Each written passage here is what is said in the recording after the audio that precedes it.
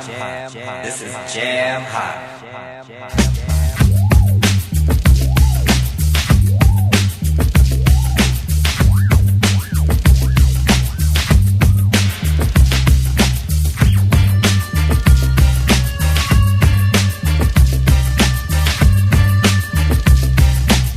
My name is Dee Belafonte and I'm a Community Support Officer on the Clissold ward, which is part of Hackney Borough.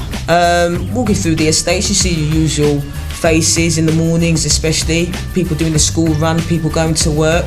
Sometimes you'll find people going to work, but they'll still have like 5 minutes or 10 minutes to stop and actually talk to you about things that might be concerning them. You know, sometimes they just want to stop and say, oh, I haven't seen you for a little while. Have you been off? Have you been on annual leave? Things, you'd be surprised how people actually pay attention to you, even though you might not even have spoken to them before. But everybody watches and observes. And it's nice because, again, it's a brilliant source of information. You know, people might say to us, we're going away on holiday, we'll be away for 2 weeks. Would you mind, you know, when you walk past our residents, keeping an eye out? We've got a back gate there that's a bit, you know, a bit dodgy, it's a bit uncertain. Would you mind just making sure it's secure when you go by? Things like that. And, you know, we're always happy to oblige. You know, as I said, we've got 3 schools on the ward. We've got a primary school, primary and junior school, a secondary school, and we've got a school for excluded children as well.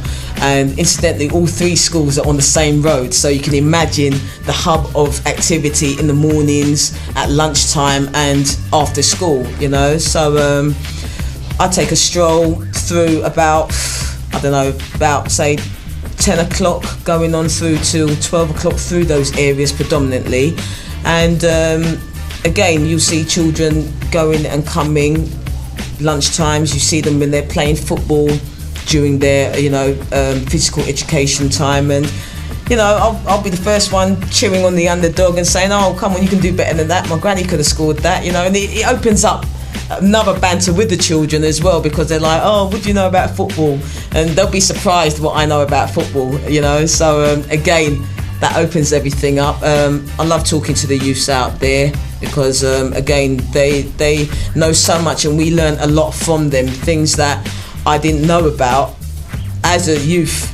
I now know, having learnt from youths of today, so to speak. So it's like a matter of each one teach one, and they've got so much energy and so much talents within themselves. You know, each one has their own little individual thing about them that you can say, well, yeah, you know, keep on at it and you'll be one to watch in the future, whatever direction they go in. And they like to get encouragement from us and we get encouragement from them, because the fact that they're actually interacting with us shows that we are doing something correct. You know, we're able to break down the barriers. They don't only see an officer.